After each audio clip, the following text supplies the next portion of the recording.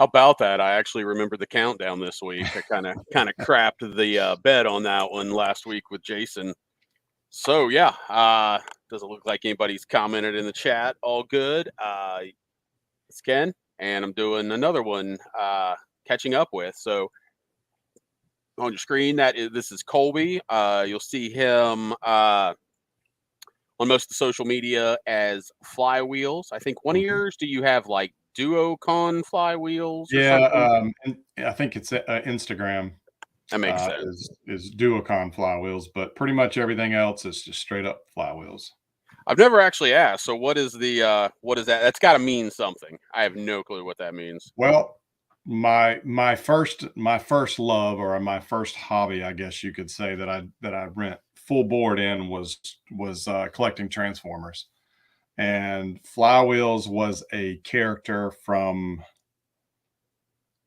86 or 87. They all start to run together. But I just have a vivid memory of acquiring that figure as a kid. And so when I was looking to jump into kind of the online community back in the day, I was on a lot of message boards for Transformers because that's what I was working on. I had my card collection had been put on the back burner, and I was focusing on kind of revisiting my youth. And I was looking for an interesting alias or handle, and that's a character that doesn't get a lot of love in the fandom. So I just kind of adopted that, and I've just I've that's pretty much been my online alias ever since I joined the interwebs, and it seems like in its infancy. Yeah, different hobby, but I love backstories. So that is fantastic. So hey Matt. Matt says, how about this one? Yeah, we finally seen the face of Flywheels. So yeah, you do some things on Twitter. You do or I'm sorry, here you do some videos from time to time, but mostly what you do is your affordable group breaks, obviously. So you just want to say anything about that? Yeah, I've been I don't well, first and foremost, I don't view myself as a breaker. I know in today's collecting circles, I think because of all the shenanigans and things that we've seen happen, I think breakers they have a bad reputation. And it's one of those things where it's one rotten apple kind of spoils the bunch. But I don't see myself as a breaker. I've been doing this in some capacity for a number of years. When my card blog was more active, um, that's where I started my breaks, and it was a very crude format, very crude process because I didn't know how to do it. I just watched other people do it, and I just kind of cobbled something together. And after the readership started to die off in the early two, probably the early 2010s, mid 2010s. I kind of gave it a rest, but with Facebook, I decided to create a Facebook group. I already had a Facebook page for my blog, trying to give put links to new posts and stuff like that. Just give it more exposure. But then I decided to create a group attached to that page for breaking, and just kind of reinvented it a little, or try to reinvent myself, I guess, a little bit. And I do open new product from time to time, but I kind of focus on older stuff. And as Matt there said, he loves getting a hold of cards from sets you don't see as much. That's kind of what I look for. I look to do sets that maybe because a lot of us collectors, we had a time where we bowed out of collecting for whatever reason, college, starting a family, whatever. So I'm looking, I look for those late 90s, those 2000 era stuff. And my whole goal, my whole approach to doing it is keeping it cheap. you know um Many of us have limited funds for our hobby, limited time as well. So I just try to do things different than what everybody else does. I still experiment. I still try some new things. I did my first ever player break last week with a higher end, more expensive product, just kind of testing the waters to see what do people want. It's not all about me. It's what are people want, and it went over well. It was a lot of fun. Gave me an opportunity to break a product that otherwise I probably never would have touched, and that was 2000 Tops Tech. So Yeah, I like that one. And so, by the way you say the guy's name that I had, it's Pyatt. Pyatt, okay. Yeah, or I believe that's accurate. I know back in the day, like, right. So I've been guilty of, I was an Indians fan, but you would always have other teams you liked. And at one point Hmm. I went through and the A's were kind of my team for a little while there with the team that looked like a bunch of slow pitch softball players with Giambi and Matt Stairs and all that. But he was a big prospect. Pyatt was a big prospect for them. And unfortunately just didn't pan out. I actually read up on him after that, and he had it ended up being a health thing that he ended up having to take some time off, and when he came back, just wasn't quite. But I think it was '99. He won the Texas League Triple Crown, so he was a pretty hot prospect. Yeah, there were a few in that. That's why I grabbed him. And for example, that spot for Adam Pyatt, and that was $3 is what Yeah. I paid for that. And then there were some other guys I would have gotten out of there, but they got snagged up first. It's funny. One of the ones I was interested in was the Rich Ankiel, and that was the big pull from the box. Yeah. Pulled one of those serial numbered out of 10. That was fun. So I was like a little bit like, damn, but I know Kerry got that, and I mean he's a Cardinals guy, so I can't get too upset about it. But yeah, and that's so yeah. Just is it affordable group breaks or something? Is that what you Yep. call it on Facebook? Yep. It's just the blog and the Facebook page are just called Cardboard Collection. So that's just a regular like page. But then the group, which is like I said, is like a subset, so to speak, of the Cardboard Collections group is hey Larry, Soul Machine Guy. There's another long time card blogger. Um, Larry and I have talked for a number of years through our blogs, and then now with social media and whatnot. But yeah, it's just Cardboard Collections, and then Affordable Group Breaks is the page. So if you go on Facebook and search it, it should come up pretty easy. Um, but yeah, it's a small group. I mean, I've got about 100+ people in the group, but it's usually the same 30 to 40 guys that are active. Um, I guess when you've started to hit it big, when you start getting all the spam bots in your group posting the adult links and the neck pillows and stuff like that. So I've had to be a little bit more vigilant and kind of clean up some of that stuff like that. But yeah, it's a relatively small group, and but it's just for fun. Mhm. I started it selfishly to get Braves cards. I'm a Braves guy. And, so I typically claim the Braves in each break, not always. And I like to open packs. But, as Jason and you guys kind of hit on last week, it's just gotten so darn expensive. So this is a way that I get to satisfy that itch to open packs. I get cards of my team, and or sometimes I'll grab another team for, Vladimir Guerrero or something like that. So but it's just fun. Yeah, and I agree. It's not like a tradition. What we think about in general as a breaker. It's so one thing Colby does is you pay for your break by the week. He usually does a weekly break, and sometimes it's one box, sometimes it's two boxes. But you do the stack, so you pay for it, but you don't pay shipping. He doesn't ship out every week, like when you do the more air quote professional breakers. So I do some breaks. I'm in a one, and I do with Dallas Stars, but every time I pay, he ships every time, and that's embedded into my cost. So it Mhm. costs more every time. Is where Colby's, he'll hold for weeks or months, whenever you want him to ship, and then just kind of do the one ship cost. So again, fun. And then, and then Ben's group is kind of a similar thing. So I'm sure there are plenty of guys that do it like you guys do. He's just, in a way, you kind of have to know them. You have to know where those people are. And again, it's all just fun. So one thing I did want to ask, so watching your breaks, because I've thought about maybe someday I'll start making actual regular videos again.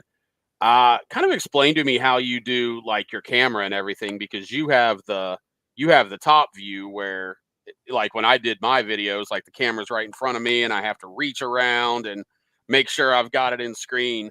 How do you do yours? Like what do you have that makes that happen?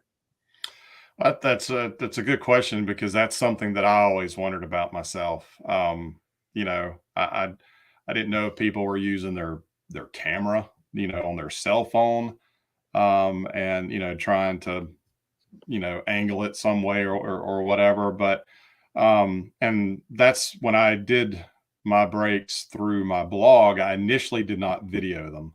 I guess it wasn't as popular for people to video, so I just did like a pack by pack recap on my blog, which was very labor intensive, but I wanted to try to be as transparent as possible. But then when I started to go to video, then yeah, my wife would actually just stand there and hold the video, and it wasn't good. It was shaky, and it wasn't great. But my wife's an elementary school teacher, and at some point she came home with a document camera, which I'd never heard of before. But it's designed to show the camera straight down, so you can put a book or something on the counter or on your desk, and then read or whatever. That's what it's designed for. So I borrowed hers for a while, but until she had to turn it in to the school. Um, but then I decided to go out and buy one of my own, and I ended up with a brand called, I think it's pronounced let's see, what is it? Okiocam, Okiocam, and it is a very simple. Let me unwind the cord here, but it's pretty cool. It comes attached to this base, so you've got this little port, and you can plug it in on either side. But this base, you can also, it unfolds kind of like a wallet almost, to give you like an actual base. I don't really use this. I leave it all folded up as such. But you can open it up, and then the camera itself, it's just this. It has a extendable like arm that you can put on there if you want to give your camera a little more height when you plug it in, which I usually use. But then it's got like two articulation points, so you can get it up high, you can angle it, and then the head itself swivels. So there were times where I might need to turn the camera a little bit or whatever the case may be. So it's very simple, but it works pretty good. It uses the embedded camera in my laptop, and last night I even tested using a new USB hub that I got, and because some things I've noticed don't always work. Like I tried plugging my wireless keyboard and mouse in through a USB hub, and it wouldn't work. So I tried the camera last night, and it seemed to work pretty good. I didn't get any complaints of audio or video interference or anything like that during last night's break. So it's fairly cheap. I think it was about maybe $50. I've had it for a couple of years, so I don't know if the prices have gone up, but there are all sorts of document cameras, but that's a fairly easy way to get that top down view if that's something you want to do. Yeah, like I said, I've never even heard of a document camera before. Kind of what made me think about it was, yeah, I was kind of wanting to do that anyway. And then on Instagram a couple days ago, within the last week, I should say, I started getting some of the promoted ads, and it was for like something that like you would take your phone and you would put your phone in it and do Hmm. it that way with lighting. So that's kind of what I assumed you were doing. Obviously, I assumed incorrectly. Uh, I feel like that's really good info because you got Matt here saying, that he'd never thought of using a document camera and had one in his classroom. And then, of course, Bo, who does a almost daily stream and, will make some other content. I guess it's something he probably hadn't thought of as well, just based on his response. So that Yeah. is pretty awesome. Again, I mean, that's something I always wondered because I watched, even if I didn't always participate, I would watch other people, um, other people's breaks, or, or even if it wasn't a break, just if they were showing off new mail or something like that. And, and you could tell when people had their camera propped up on a, Kleenex box, and they're reaching over their desk and doing all that kind of stuff. But then, there were some that looked a little cleaner, a little more classy. And I'd always wondered how people did that. And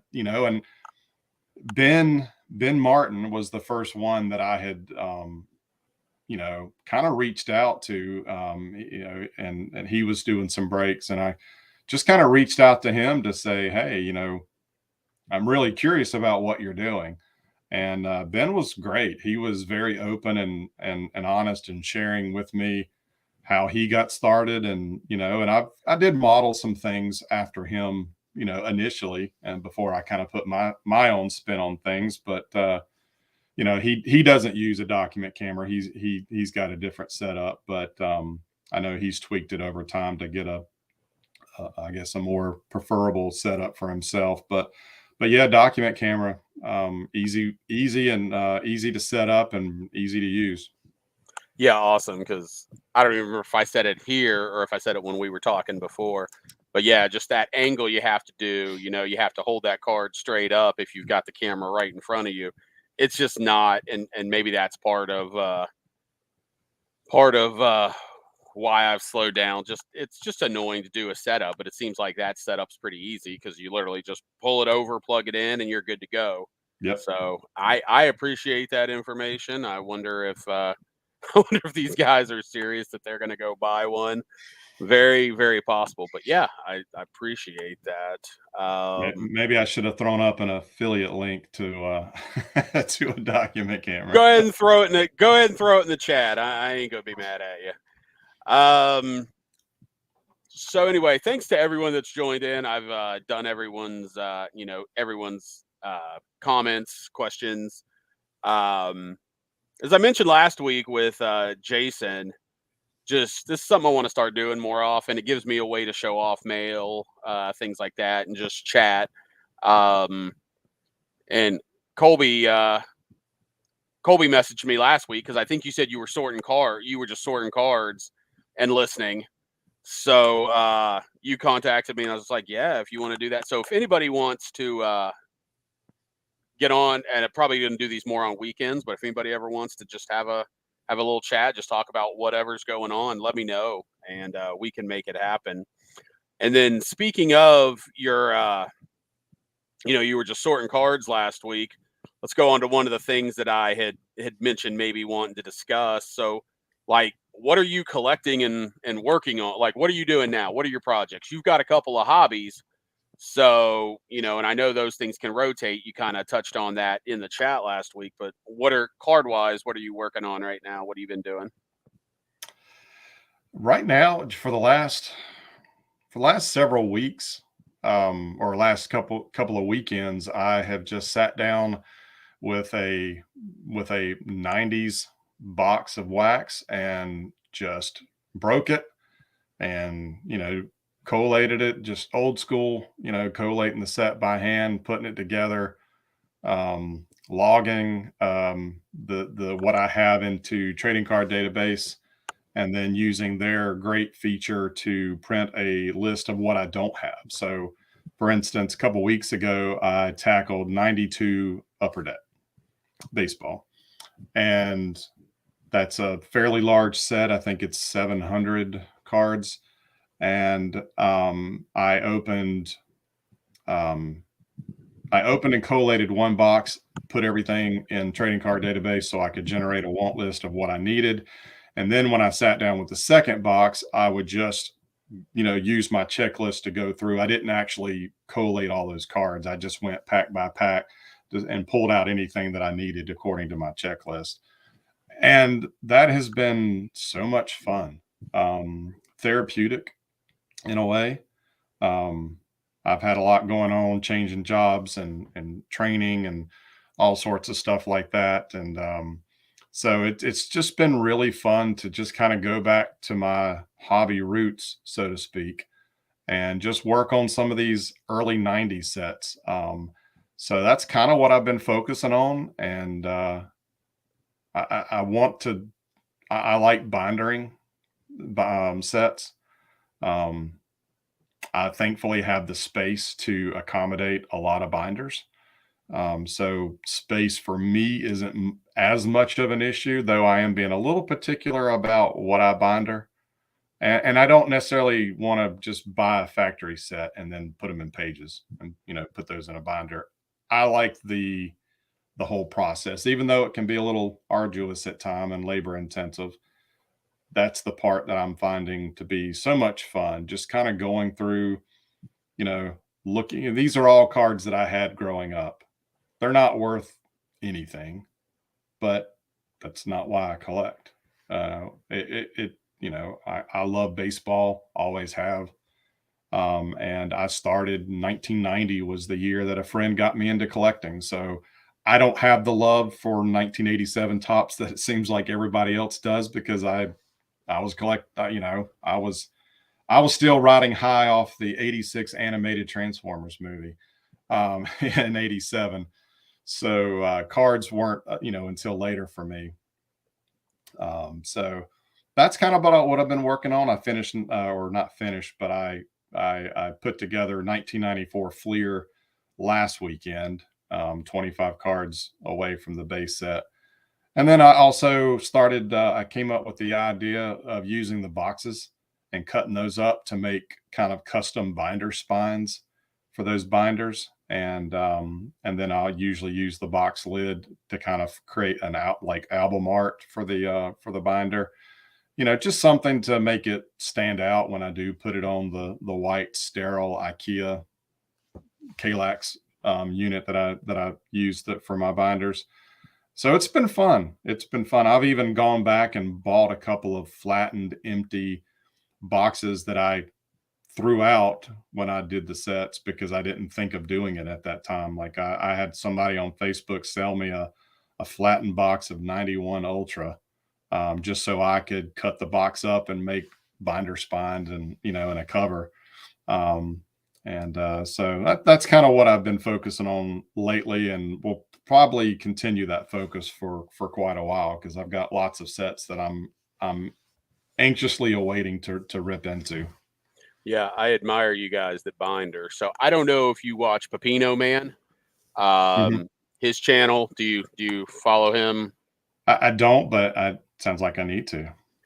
Yeah, I mean, definitely humorous, amusing as well. But he's a set collector, and in his background behind him and most of his binders. You guys that do binders, I admire because in the case of some of these sets, you're probably spending more money on the binder and the pages than you are on the box of cards and putting the things together, and then just the space that it takes. But yeah, when you do things like what you do, and he wants to redo some of his binders by different colors to almost code things, Mhm. and it just looks so good when people do that, or when people even have literally the same exact binder, but you guys have it 200 times over, other than the card that you put in the spine.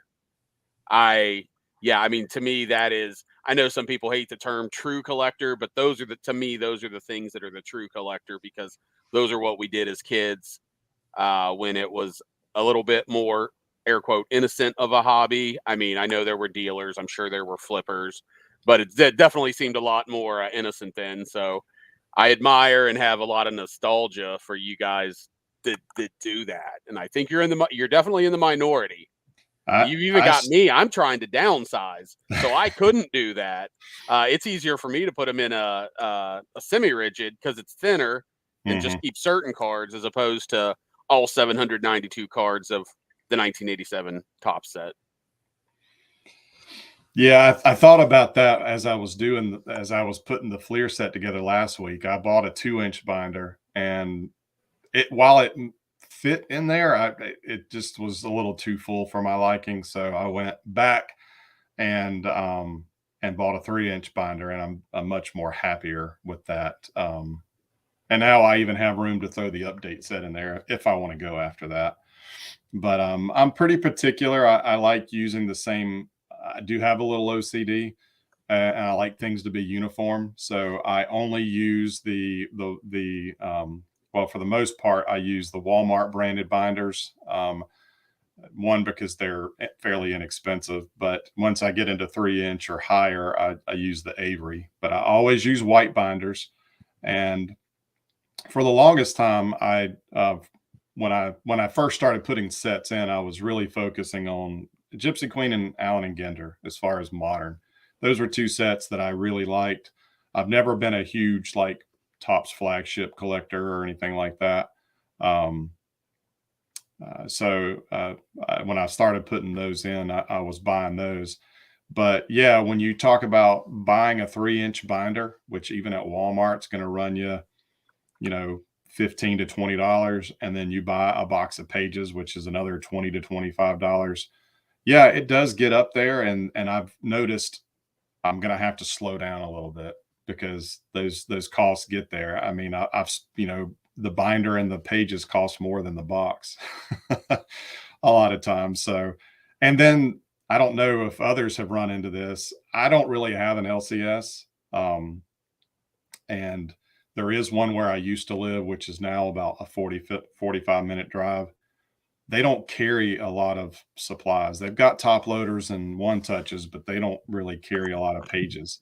So I have to resort to Amazon or some other venue. And the Ultra Pro Platinum pages have been sold out on Amazon for quite a while.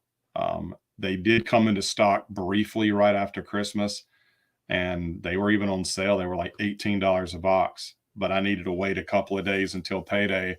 And by the time I got paid, they were sold out. And now, it's third-party sellers wanting $40, $45 a box. So, if nothing else, that's kind of forcing my hand to slow down until at least the pages come back into stock. So, that's fine. I've got plenty of other things to keep me busy in the interim. So maybe that's a side gig opportunity. Start buying those in bulk and shipping them to Amazon and doing the FBA. I mean, I know that like smaller,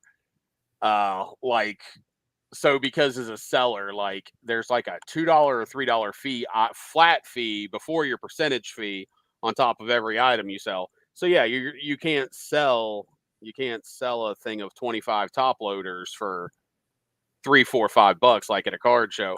But hey, on those ones that are a little more expensive, maybe you can you don't have to, the markup percent isn't as much. So hey, maybe there's my $1 billion opportunity in life.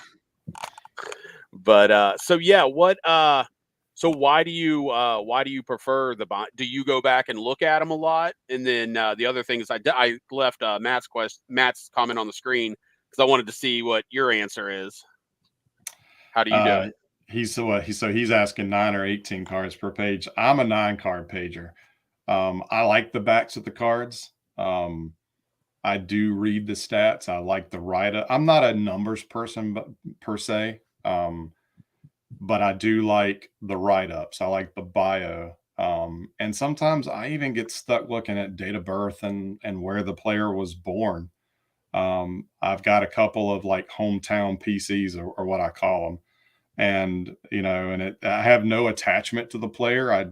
Sometimes I like Mike LaVallery, he was a catcher. Spanky.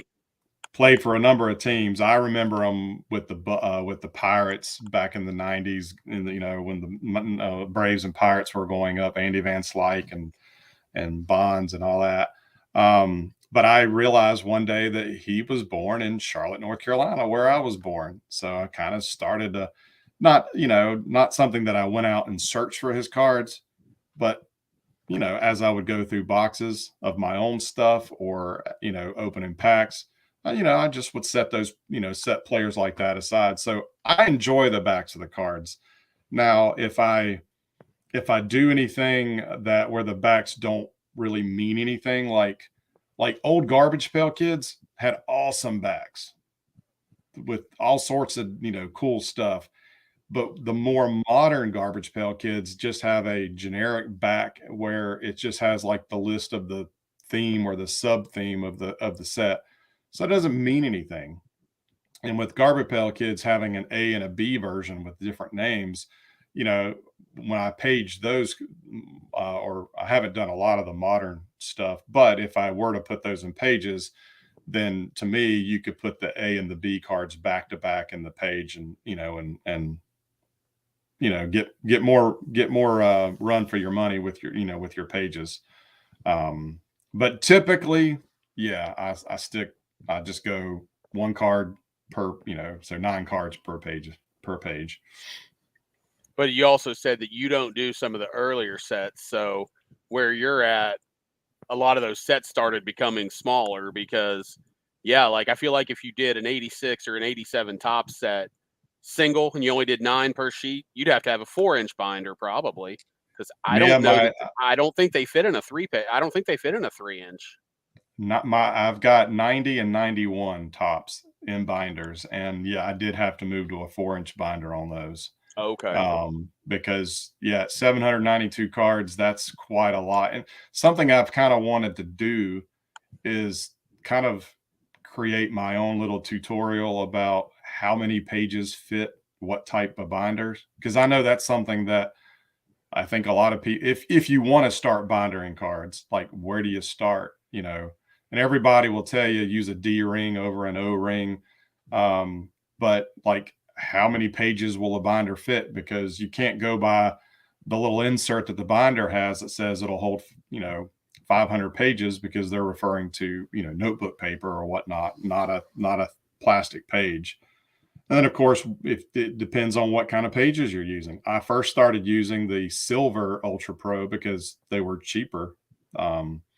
They were a few dollars cheaper than the platinum, but I loathe those pages now. I don't like how thin they are. They don't work good in a binder. If you're standing your binder on end, which I do, those pages are so thin they will start to sag unless your binder is super thick and full.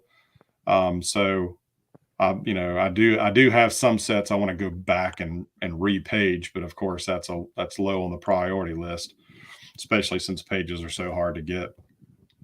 Yeah, I've actually wondered what the difference in those 2 pages were. So I'm glad you said that. I guess I thought the silver were the ones that were called platinum, but are the platinums the one that have like the gold holograms instead? And I think they're tougher to find. They're not what most people carry. Yeah, the Ultra Pro, the silver box, the pages came in like a gray or silver box, whereas the platinum came in black boxes. They both have the hologram on the spine, but newer, at least somewhat newer pages, it does specify on that spine. It'll say Ultra Pro Silver or Ultra Pro Platinum, though usually you can just feel the difference in the thickness of the plastic they use. So the platinum are the better, thicker ones. Yeah, they're the thicker ones. That's what I prefer. BCW, they make some nice pages. I started off buying their pages for like the tobacco cards, like the A&G minis, because I didn't realize Ultra Pro also made those. But those they use they have good welds for the pockets, and they use a similar grade plastic. So I like Ultra Pro, but BCW, they have very, very similar product. But again, my OCD won't let me switch brands. I got to use the same of everything. So I understand. Yeah, I like the BCW tobacco ones because I believe it's the BCW on the tobacco because they are the 4-row, so everything looks tighter. So I bought some of their 9-pocket sheets, but the problem I have with those is it seems like just a little bit of the top of the cards hang out on those, or am I off base? Because yeah, just like the Yeah, top. I think so, because I think I had a couple of pages that I got in trading card database trades, where people will take a 9 pocket page, slide the cards, fold them, like a letter, stick it in an envelope and mail it.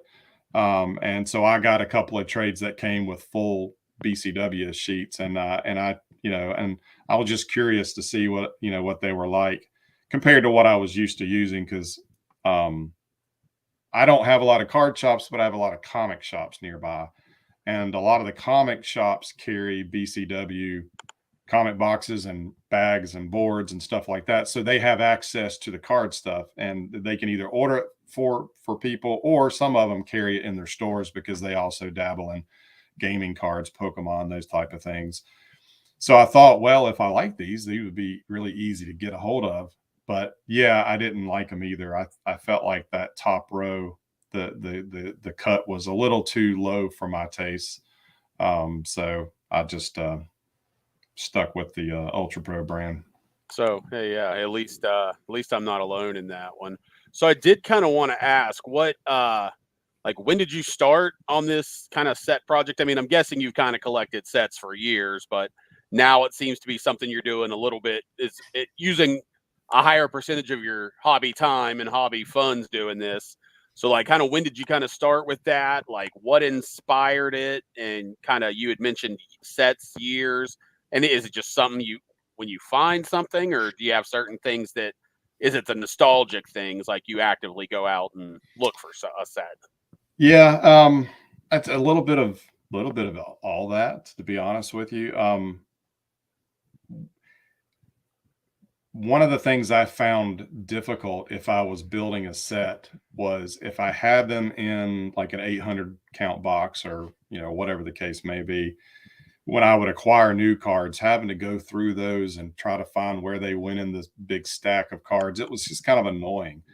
If they're in pages, and obviously you leave the holes, you leave the space for the cards that you don't have, so much easier to go back and add those cards to the set as you acquire them. And like I said, I don't usually buy a factory set or a hand collated set. I want to do it myself, either through buying singles through Sports Lot, or Card Barrel is another site that I recently found, or just old school trading. I mean, they're called trading cards for a reason, and that I feel like this hobby has not completely, but I feel like a large percentage of this hobby has forgotten about that prefix to the word card, trading.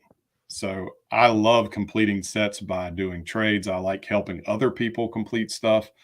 And there's just a satisfaction when you get that last card. And we've all seen those quick little videos on Twitter or X or whatever, where people are sliding that last card into to that, page to complete that set.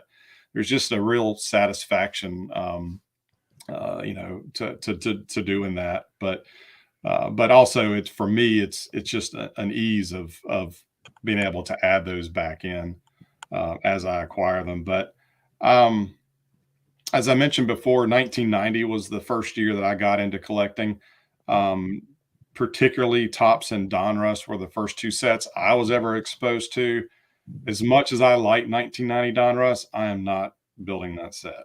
I've had my fill of that red, splatter design with the white cursive for the names. I like the set. I do have a fond, it has a fond place in my heart, but I'm not going to build it. I'm not doing that. Even 1990 Topps it became a little bit of a chore, trying to hand collate that and putting it in there. So 90 to 95 was kind of my sweet spot. That was my late junior high and high school, year. So that's kind of what I focus on. But like I said, I do have to be a little bit particular about what I chase, and what I want to try to bind or binder. 1993, a lot of those sets, at least trying to find sealed boxes, has gotten expensive because of Jeter. The card, and it's funny because the cards themselves don't book for much. So you could easily go and pick up those singles for next to nothing. And, I mean, I only assume people are buying some of those boxes trying to, hoping they hit maybe, one of the parallels. But even back then, there weren't a ton of parallels. I mean, you had Topps Gold in '93, but that was it. That was it as far as yeah. my recollection. So, I mean, they had those inaugural years, but I think those were in just like sets, I believe. Like the Marlins and the Rockies, they have those yeah. little gold. But those weren't in packs. So if they were, I don't remember any. I don't remember that. But yeah, that's one of the things I think grading has done too, is the prices of any boxes. I think like even the price of a freaking 1988 Topps box is stupid compared to what you're actually going to do. But I think some of it goes back to what you said. It's therapeutic for you. It's the experience cost of building those, and the experience, and like you said, therapeutic with people. You were, like you said, you were starting a new job and things like that, so it kind of gives you that little time to get away. So I get it. And yeah, I definitely understand the theory. I've got a complete shelf on one of my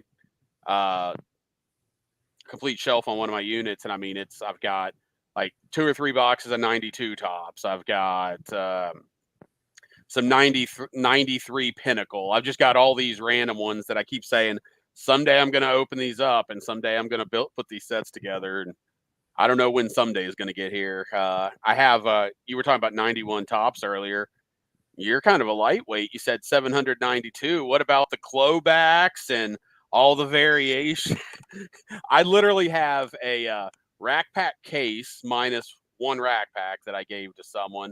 Multiple boxes. I've got like 5 factory sets. Someday I want to do like the complete master Glowback regular.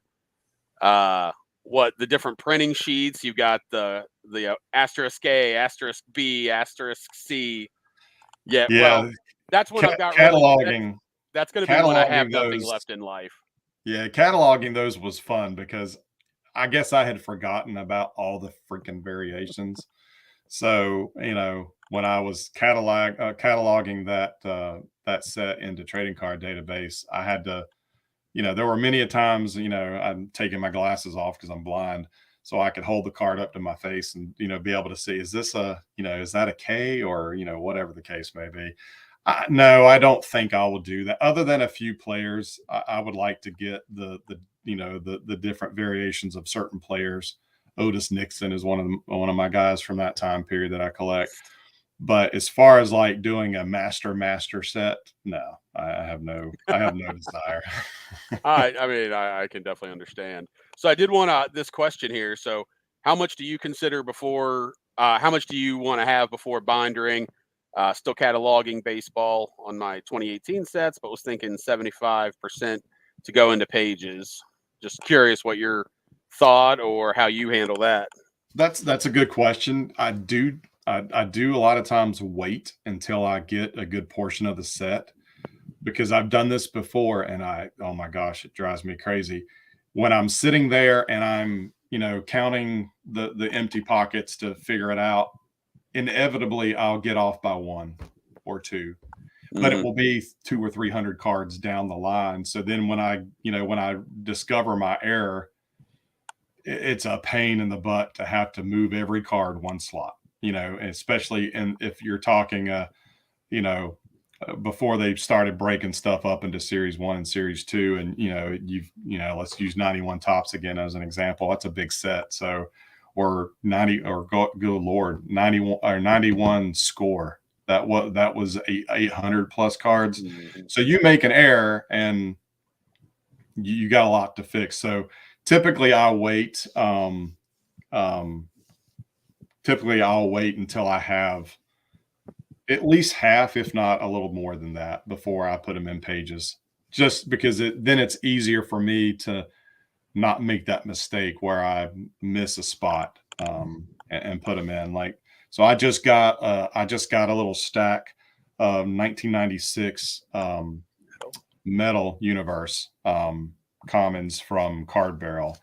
I know a lot of people hate this set because of the crazy backgrounds, but that's why I like it, because it's different. But I'm not about, it's a smaller set. I think it's only like 250 cards, but I'm not even going to attempt to put it in pages until I can acquire a little bit more. So, so yeah, that I don't know if I would necessarily say this, use that 75% rule that Johnny there had said, but that's close to it. You know, at least half, if not a little more than half, before I'll sit there and start to put them in pages. So obviously, with all you're doing with opening them, sorting them, bindering them, entering them into trading card database, all this is very time consuming. So this is something that's been on my mind a lot lately. I don't want, I'm careful what I say. You are married and you have some children. I don't, yeah, I keep that very vague in case people are sensitive, because I get it. So where do you find your hobby time? I don't know if you heard this discussion with me and Jason last week, but it's just kind of where I'm almost like, I'm a card collector. I've collected since 1987 without pause, but now my wife and I are empty nesters, and I just kind of want to hang out with her and watch. Right now we're watching The Traders. I don't know if you've ever seen that show, but that's like, so it's like, I feel like I don't have hobby time, and that may not be the case. Maybe it's that I'm not making hobby time, but kind of how do you, or when do you make that? How does that work for you? Well, I have two daughters. They're 12 and 14. So they're both at the age where they're not completely done hanging out with their parents, but usually when they come home from school, they go upstairs to the room, they shut the door, we see them again at dinner. So, you know, we have our time that we spend as a family and do things, and we very much enjoy doing that. Um, they they're not, they don't care anything about, well, I shouldn't say. My oldest daughter does collect some. She collects some wrestling cards. She got that from me. They are very excited about watching the Royal Rumble next weekend. So I'm very much looking forward to just hanging out with, with them and doing that. And then they both started picking up Stranger Things cards this past year. So they do have a little bit of interest in trading cards, but for the most part, they don't care. So they go off in their room and they do their things, which allows, does allow me some time, typically. But most of it, most of my hobby time comes in the evening. But, I mentioned my wife's a teacher, so she goes to bed fairly early. So, we'll hang out in the living room. Sometimes I might be opening some packs while we watch TV together. Sometimes not. But she's off to bed fairly early, even before the kids most nights. So that's kind of when I have that time. That's one of the reasons I do my breaks on Fridays at 10 p.m. Eastern, is because at least when I started doing that, that gave me time to tuck the kids in, and then I could go off and do my thing. Now they're still up. I'm finishing up at 11:30, headed downstairs, and I can tell both of them are still up in their rooms watching TV or messing around on their phone or their tablet or whatever. But the evening time is usually when I have a chance to do it. But I know I understand it can be difficult finding that time. And as you said, kind of, ripping and hand collating and logging cards, it is very time consuming. And, sometimes I have time for it and sometimes I don't. Even running breaks, it turned out to be a lot more work than I thought it would be. I still have last week's cards to sort for everybody. I've got last night's cards still to sort for everybody.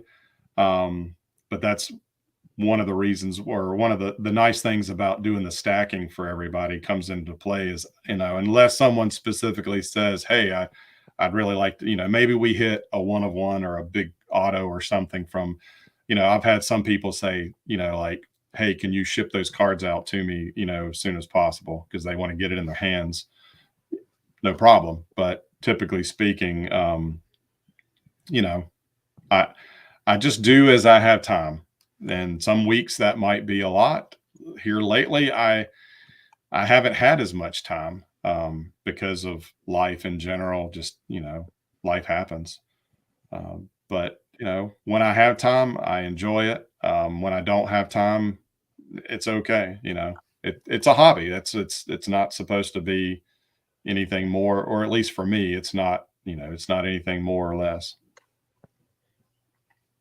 And it is, yeah, and I mean, definitely, I guess there, things I don't think about, but I think as you're talking, it also makes a difference because, as we talked about, you're working on 90 stuff, you're doing the break where you don't ship out. I guess it would be different if you were buying like current stuff and you were trying to stay up, I know, or unless I'm completely off base, you have a Ray Ordonez collection, correct? Yes. Okay, so if you were collecting whoever the shortstop for the Mets is now, and you were trying to keep, then it would be different, I guess, because yeah, you gotta find that 101. You gotta catch it when it's there. So I didn't even think about it. There is that different perspective of, you know, yeah, you're not looking at the new stuff, and neither am I necessarily so much. I just have so much crap that I really need to get organized, and so many nights I come in and I'm just like, yeah, I'm not doing this. I'm not doing anything.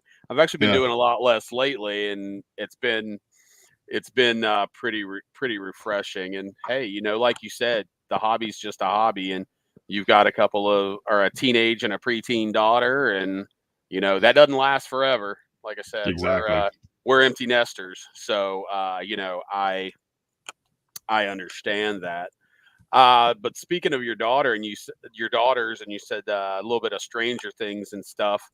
You have the multiple hobbies, like you talked about earlier. Like, do you have a collecting gene? And then if your daughters are collecting, is there a collecting gene in your family? It might just be more they're doing it because you do it. You never know. Only time will tell that. But like, But did your parents collect? Is this something you came by honestly through them, or just something you? no, my older brother collected comics. And he got me into comics in the early 90s, which is something I still do. It's still a hobby that I have. Not as much as I used to, but that is a hobby. But I would say that's probably where I picked it up. I maybe picked it up from him. Definitely not my dad. If my dad passed away 20 plus years ago to cancer, and but I've often wondered, like, if he were to set foot in my hobby room that I have, um, I've often wondered what his reaction would be, because he was not a collector. Like, I remember specifically, very vividly, we had Atari 2600, and when the 7800 came out, we twisted his arm, and to get him to buy that. Well, then not long after that is when the Nintendo came out, the first NES. And my dad didn't understand why you needed another system that played games. He just thought they were all the same. And he was like, I'm not going to buy you another one. If you want it, you've got to save up your money and buy it yourself or whatever. He didn't, I don't think he frowned upon that type of thing, but it definitely wasn't him. So I think I attribute my older brother to getting me into collecting some, but I don't know. It's just something that I've just kind of manifested. And, people will say, well, what are your hobbies? And usually my reaction is, or my response is, well, what aren't my hobbies? Because I collect a little bit of everything. Um, and my girls kind of, you know, they take after that in some ways, but they like their own things. They're into Harry Potter and Stranger Things, and I've never sat down and watched Stranger Things. I probably would like it. I've seen a few episodes, but I've never really sat down and with an intent to watch it with them, or anything like that. But they do. The we go to comic book shows or pop culture shows, and they love going now. At least they love going with me because they have their thing that they like to look for, and and usually we'll spend some time where I don't really look at anything. I just go around the show floor with them, let them find what they're looking for, and then I'll ask them, all right, give me some time so I can dig into, whatever boxes I want to go through and, or whatever I'm looking for. So, it's but yeah, my older daughter, she she doesn't throw away boxes because I know she gets that from me because I have boxes of action figures come in and stuff like that. And she knows because I've told her before, if you ever come around to wanting to sell those things, sometimes you can get a premium, if you have the packaging still. So, she does kind of hoard some of that stuff that, it drives my wife crazy because it's all in her bedroom. So, So and she's like that. They're your daughter, is the comment that I get all the time. But oh, I use that one on my wife about one of our dogs. She's your dog. So no, I get it. So totally non-hobby related, but we're roughly the same age, and you've got the daughters at home. I have the stepson that has moved out now. But how many times a week do you go, oh, God, I turned into my dad? I was thinking of that when you were talking about the not understanding the Atari and why you needed the new one, and then why you wanted the NES, and then thinking about how weird some of my stuff was to my dad, and then sometimes with my stepson, I'm like, I do not understand. And now electronic stuff, I'm getting to that point where I'm like, all right, I don't get it anymore. I'm overwhelmed. I'm done with electronics. So yeah. I just wondered if you ever had those. I have those every once in a while. I'm like, ah, man, I am more and more like my dad every day. Not that that's a bad thing, but Yeah, no. When people say I look like my dad, or I remind them maybe my mannerisms or whatever, I always take that as a compliment. yeah, But absolutely. yeah, my dad was, he liked cars. That was his thing. But he didn't have, he didn't collect cars or what. He did buy. I remember he bought an MG. He bought a convertible. It's like a dark green MG convertible that he bought from somebody. And I remember he bought it in the winter and he drove it home with the top down. He was just so excited, and he was gonna. It didn't need to be restored, but it did need a little bit of TLC, and he was so looking forward to doing that. And that was right before his. He might have been in remission from cancer at that time, or I can't remember the exact. But I just remember it went in the garage and it never came out. He never got a chance to do anything with it, and before it his illness just got the best of him. But he but so there sometimes there are things that I'll do or see or whatever that does kind of make me think of that. But yeah, like you just said, that's not a bad thing. It's not Yeah, a bad thing. I'm glad it's not just me though. I didn't figure it was. Going back to your multiple hobbies thing, do you ever find it a struggle? Just because I kind of had forgotten that you do comics as well. Toys is the other thing I think of with you. But yeah, is it a struggle? It sounds like you have that personality where it's not really a struggle, because it's you have that it's just a hobby. But when I say struggle, maybe not so much funds, but space constraints, having multiple hobbies. Well, when we moved a little further south into South Carolina a couple of years ago, we found a house that had a finished two-car garage. And the person we bought it from, the room was full of um, deer heads and camo and all sorts of stuff. So I've often wondered what his reaction would be now if he saw what the room looks like. But my wife was like, "Hey, look, if we get this house, can you fit all your?" And she may have said crap. I can't remember, but That's how I like to tell the story. She's like, you know, if I give you this room, can you put all your crap in there so we don't have to, you know, so I don't have to see it?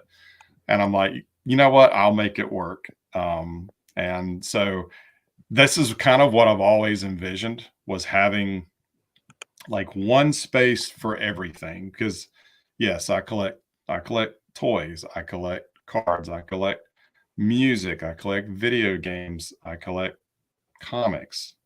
So I like media. I like physical media. My wife would probably add movies to that list too, though I don't really see it that way. I just buy certain movies that I like. But I've always envisioned having a space like that. And for the longest time, no, I didn't. You know, I just had you know, like a lot of people, I just had one room in the house that I was gracious to, you know, graciously given to put my stuff in, but I never could get the display like I wanted. Because you know, even though now it's not like I have a lot of people that parade through the house or go through my room, but for me, it's all about the display. I like having displays, you know, and a lot of it's really just for my own entertainment. Um, because like even with my toys and stuff, I don't really put, like, I've not done a people have asked me, "Oh, you need to do a room tour of your, you know, of your collection room or whatever, you know, and put it on YouTube or whatever." But I don't know. I like watching those, but I don't know if I want to do one for myself for my own reasons. Um, but I've got the space. I'm very lucky. I'm very fortunate to have that because I know a lot of people don't. But but yeah, it's fun. You know, the nice thing about having multiple hobbies is, and we've talked about this before. I know you touched on this before. Is hobby burnout is very real, and I feel it all the time. So I can easily pivot from one to another. I can, if I get, you know, if I get tired of waiting for the pages to come in stock on Amazon and I want to go do something else, I've got something else that I can do. Um, but you know, and I my focus is all over the place. You know, one moment I'm really dialed in on one thing, and then the next I'm, you know, I'm moving to something else, and whether that's be because of availability or money or whatever, you know, it's it is what it is, and but burnout is very real, and I see it all the time, and there's been plenty of times I felt like, you know what, you know, is it time to walk away? Um, but I something in the back of my mind says, "Don't do it. You're going to regret it." You know, Mhm. you know, Yeah. I took a time. I stepped away when I started college. I stepped away from cards. It just there was, you know, I mean, you think back to the late 90s and 2000s, competition was at its highest. There were so many sets being released, and it just kind of made your head spin as far as what do you want to collect, you know? And I feel for those people that are like completionists trying to do everything, because for a while you could probably do that with relative ease if you had the money and you know, the means to acquire them, because there what, you know, back in the 80s there weren't a whole lot of stuff. You just had your base sets for Topps, Donruss, Fleer, then came along Upper Deck. So if you wanted to build those sets each year, you know, not too hard. But as time progressed, there's just so much stuff out there. So you know, it got to a point where, plus I worked full time while I went to college. I just didn't have the time, but also I didn't have the desire to do it. So I just kind of stepped away from cards, kind of got into some other things, you know, that gained my, you know, that kind of filled that void for a while. Um, but you know, so anytime I start to feel burnout, then I just pivot to another hobby, and I just focus on that, whether it's photographing Hot Wheels or, you know, doing something else. Um, but everything's full circle, and I'll come back around to it. Yeah, it's funny you mentioned that. And so, like I said, I started collecting in '87, and one of my biggest challenges is staying focused. Like, I actually admire people that have small, tight, quality collections because one of the big struggles for me is that over time I've collected or been a fan of just about everything sports related. I've collected baseball. I'm not that much into baseball now. I've done football. I've gone through basketball spells. I'm currently in a little bit of a hockey spell and a little bit of racing, but I've done both of those over time. And as a even as a kid in the late 80s, early 90s, it kind of was possible to collect everything, every sport. You have a team, Mhm. many people have, most people aren't just a football fan. They're at least mildly a basketball fan, of Mhm. football, whatever. So you have a player or a team in each league, but but it was possible to do that then. But man, it is just so tough to do it now. Yeah, I don't know. It just kind of made me think that kind of what you were saying about the bouncing around and all, and just how it's an opportunity, but it also, from my point of view, it's like almost feels like spreading yourself too thin. So while I like those tight collections, I also have an admiration for guys like you that collect so many different things. Because yeah, when I do have my bi-monthly hobby burnout spell, I don't really have something else to go to, for better or worse. And it might be better, it might be worse. I don't know. Yeah, You, I don't know the answer to that question either. yeah, Sometimes I take a I take a step back and I'm like, why did I get into this, or or yeah. whatever. There are too many Um, things in the hobby that are personal.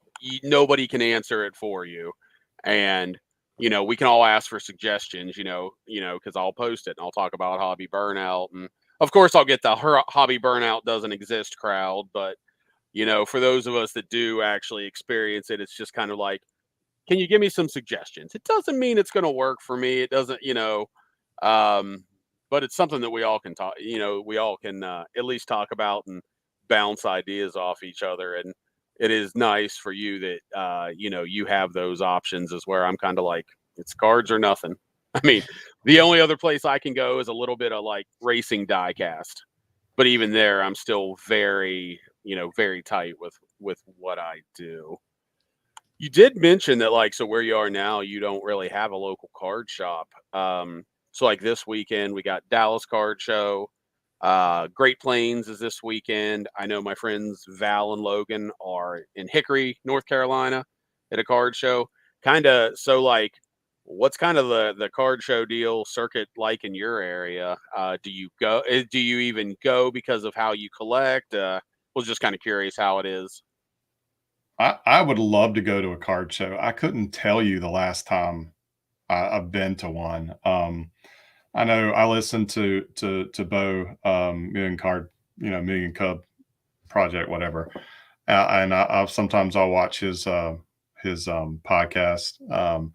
And he's always talking about the Madison Card Show up in Wisconsin, and like I'm jealous of people who have shows on a regular basis because, like I said, I couldn't tell you the last time I went.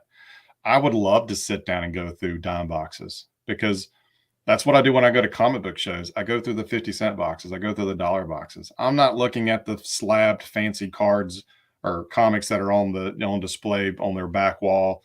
I'm looking for the cheap stuff.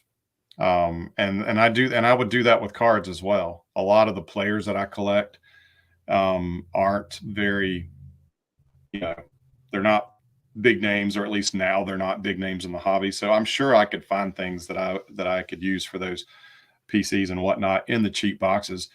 But promoters just don't come to Charlotte, the Charlotte area much. I mean, I'm 45 minutes out of Charlotte now, but back in the day, there used to be a lot of great shows and a lot of great memories going.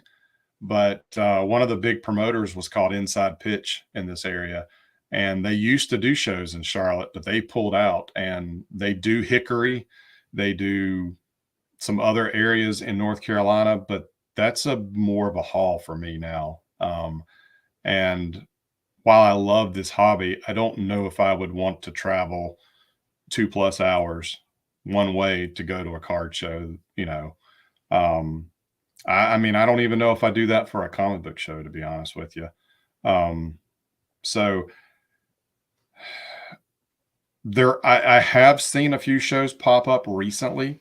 I think there's a guy on Twitter. I think his handle is like CLT Card Guy or something like that. And I've seen him advertise some shows, but they always end up happening at a time that I just can't get up there, for family reasons or whatever the case may be. We did have there is a guy on Facebook that I came across, and I don't even remember what group it was, but he was trying to start up a show in Waxhaw, North Carolina, which is actually really close to me. And he's doing his first show on February 3rd. And he was only asking like $20 a table or $25 a table. And while I don't see myself as a vendor, a seller, or anything like that, I've got enough surplus that I've collected over the years that I thought, you know what, for that kind of cheap buy-in, that could be fun. I could go and I can get rid of some of the sealed junk wax boxes that I now don't have any desire to, to open and tackle those sets. I can take a lot of the surplus that I've built up and, make my own, quarter boxes, dime boxes, whatever, maybe even nickel boxes, just get rid of some stuff, and hopefully just, strike up some conversation with people that come through. Cause that's what I love doing.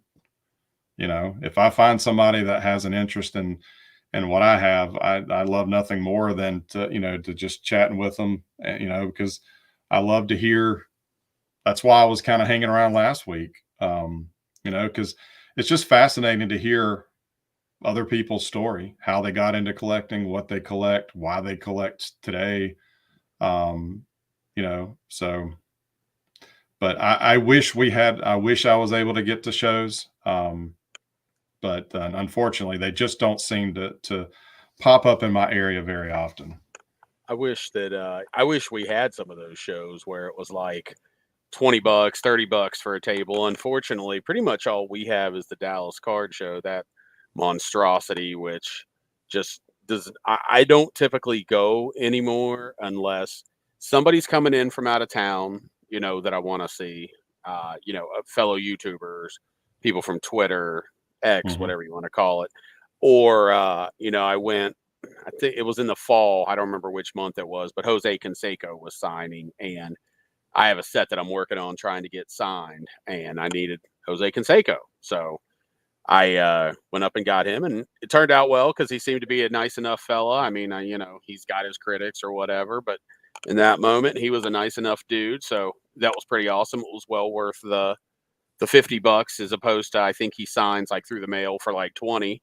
But now I get to say I can quickly say, yeah, I met Jose Canseco for a couple minutes, and he was laughing at the guy in front of me. He was laughing at the guy's starting lineup he had. He's like, man, was that supposed to be me?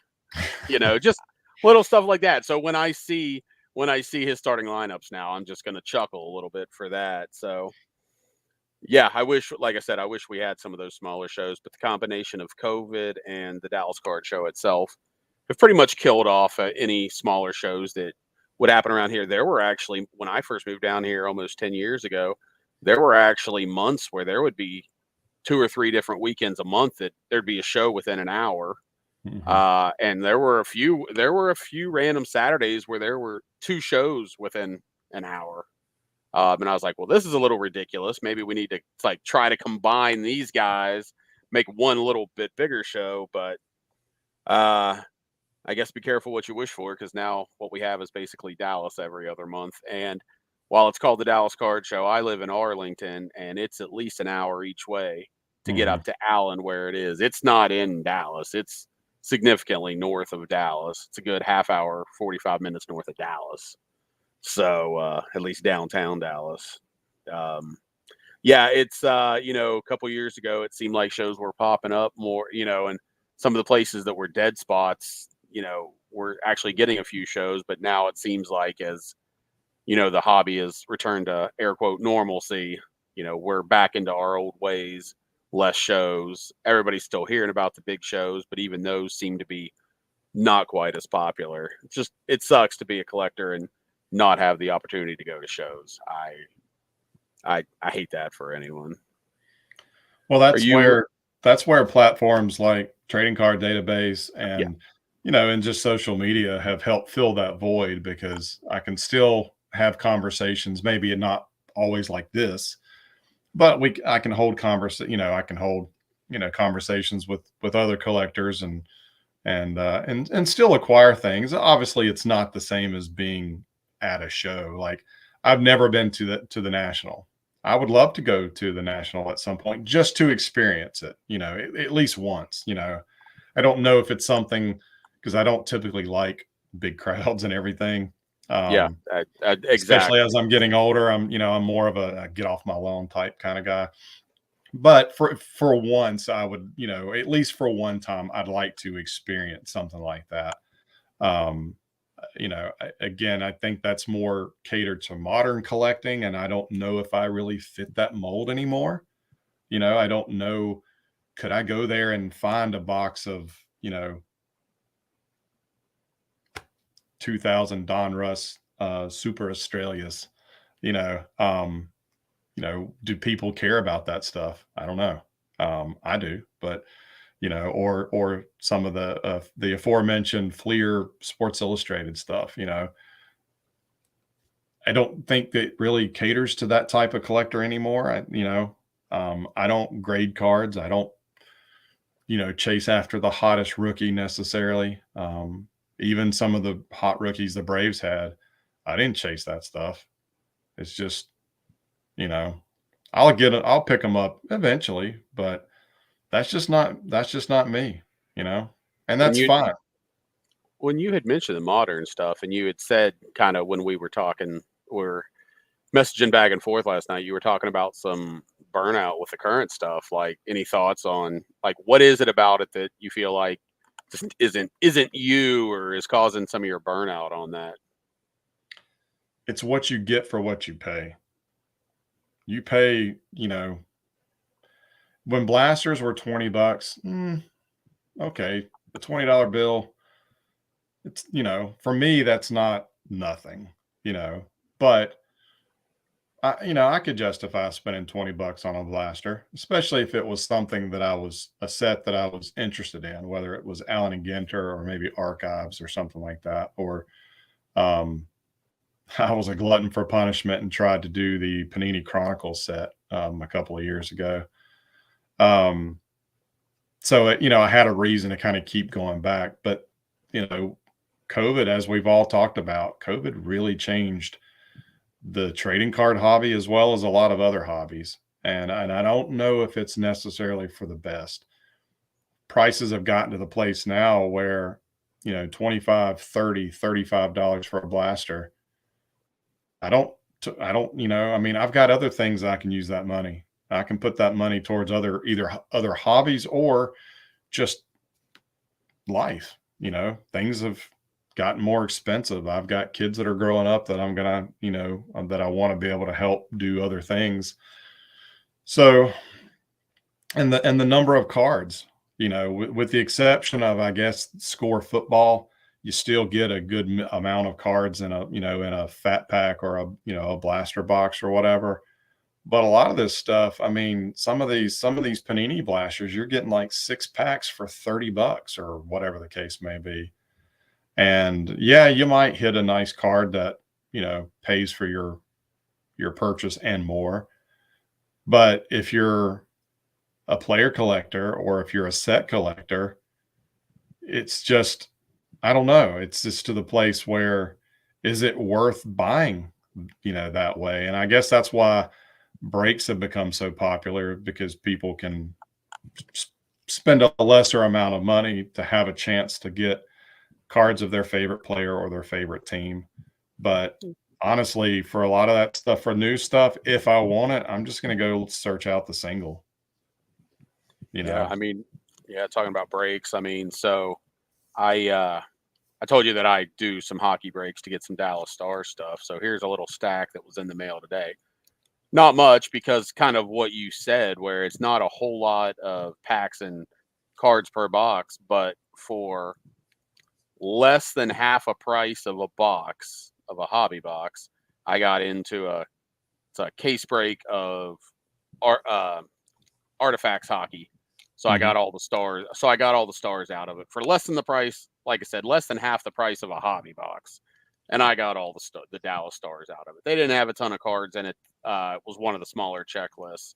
But yeah, it's another reason. Yeah, I don't want to go spend $125 on a box of this stuff to get a whole bunch of crap that really is just crap to me because I'm not a lottery player. I'm not going to pull the Connor Bedard, you know. Now, granted, I think somebody got a redemption one out of the one of these cases that I think was a Connor Bedard. Hopefully, that pays for their $500 spot that they had. Oh, it looks like someone's coming in behind you. But yeah, we can. Mhm. Anyway, moving on. Yeah, we talked about we were probably going to do about an hour. We're at about an hour 20. I guess we can get this wrapped up. You can get back to life, and we can do whatever we're going to do to get ready for the games today. Are you watching any of the playoff games this weekend, or is it just not your thing? Yeah, Because you've talked about how you're more of a baseball fan than anything else. So baseball is my sport. I got my Braves jacket that I wear a lot. But these last couple of weeks of football have been fantastic. I've we have my wife and I really have enjoyed watching these playoff games, and maybe it's because as Carolina Panther fans, we didn't get to watch any good football this season. At 2-15, 2-16, whatever our horrible record was. It was hard watching football this year. So I guess it's been fun watching some good teams um, play. So I'm looking forward to the first game this afternoon, the Texans and Baltimore. I'm not a Texans fan, but I like CJ Stroud. I think he's a good young man. I probably like him for more of who he is off the football field than who he is as a quarterback. But there's no denying his talent. And of course, the Panthers could have had him last year. They could have drafted CJ Stroud. A lot of Panther wah, fans wah, wanted CJ wah. Stroud. So I'll be watching that game for sure. It's yeah, it's funny you mentioned watching with the wife, but yeah, same thing. Like for me, I really the interest I had was the two later games. What's today? Is today the today is the Green Bay San Francisco, I think. Yeah.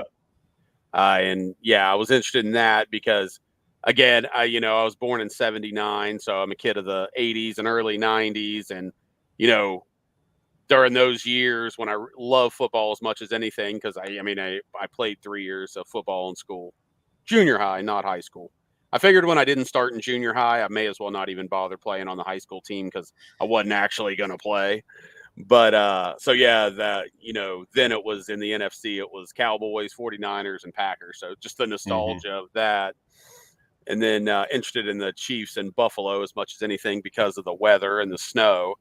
And then I was part of those. I could watch all four, but I didn't want to subject the missus to that. And then she's like, "Well, I got a mild interest in the Texans game. I mean, I know they're Houston, not our area, but they're still a Texas team because my wife does. I mean, we watch most Dallas Stars games. She is a Stars fan and knows as much, if not more, about the team than I do. And So she'll have a passive interest. We watched, the Rangers in the world, the playoffs and the World Series and all that. So it is nice to have a partner that at least has a passive interest and not completely is just like, no, I'm not going to watch this. So Yeah, there's a my wife, she's like a lot of people, she would much rather be in person, be there in person to watch the sport. Especially baseball. Baseball, I get it. You got to be a diehard baseball fan to watch baseball on TV. But she loves going to games. We go to a lot of minor league games. Um, and that's even my girls have taken that. That's one thing in the last year or two that's really just warmed my heart. Is my girls have taken an interest in baseball and going to baseball games. We went a couple of minor league games and that went over well. So we took them to two Braves games last summer, and we all had a great time. There was, it's cool eating, barbecue brisket nachos out of a baseball helmet. There's nothing more fun than doing that. But then to have your whole family there with you, it was that was a blast. It's something I hope we can, kind of, make a tradition, moving forward. But my wife, she'll sit down and watch football. That's one thing she will sit down and watch. And we watched some of the Tampa Bay. Who did Tampa Bay play last week? That one I don't know, because that's one of the ones I did not watch. Yeah, I had no interest in it. Well, I wanted Tampa to lose because they're in the same division as the Panthers, and I don't like Baker Mayfield. But my wife was really getting into the game because they did play good. I do have to tip my cap to them. So she's kind of interesting. Well, I hope the Lions kill them. I really do. If nothing else, I for the guys that I know that are Lions fans, like Larry, the sewing machine guy, and a couple other people, I really hope Detroit does well, and can do something. But yeah, the 49ers game tonight, that ought to be good. I don't get to see Christian McCaffrey play much now that he's on the West Coast, so it'll be fun getting to see him play again. And I like their quarterback too, so it'll be fun. Like I said, I don't really have a dog in the fight, and I don't have any predictions of who's going to be in the Super Bowl. But yeah, the last couple of weeks have been some really good football games, and so I'm hoping that continues. Plus, it gives me an excuse to eat junk food and sit in front of the TV. Hey, some of the games I enjoy the most are actually the ones where I don't have the rooting interest, because you got that level of emotion out of there. But sounds like a good place to wrap it up, unless there was anything you wanted to talk about that we didn't hit on. No, I appreciate you, invite me on and coming on, and it's been fun. Like I said, I enjoy talking the hobby just as much as, that's a big part of the hobby is the community and conversing with other, collectors and whatnot. So I appreciate you sharing, your platform, with me and let me, just share some of my thoughts and stories and whatnot. So I appreciate it. It's been a lot of fun. Yeah, and that's one of my favorite things is like I said, the who, how, why, where, when, just the stories behind what people collect, their origin story. We didn't even really touch on that, which we could have, but it's not like something where we do this once and then there's nothing ever to talk about again. So we'll definitely do this again. Going back to, anybody that's still listening, if you ever decide you want to do one of these and just get on and talk for, 60, 90 minutes, you know where to get a hold of me on social media. Let me know and we can do it. But speaking of social media, did you want to plug any of yours or any of that before we end it? Sure. Twitter. We lost Colby. Well, Twitter, I can tell you he is Flywheels. That is his YouTube channel as well. But I think that's it. Yeah, it looks like he's gone. So no worries. At least it waited till now. So I guess that's it. Don't be a dickhole. Be kind to animals. Adopt, don't shop, and have your pet spayed or neutered, because yes, we have a pet control population problem in this country. That's what I got. I will talk to you later. Maybe we'll be able to do this again next weekend. Like I said, if you want to hop on, just send me a message and let me know, and we'll see what we can work out. Other than that, I will see you down the road.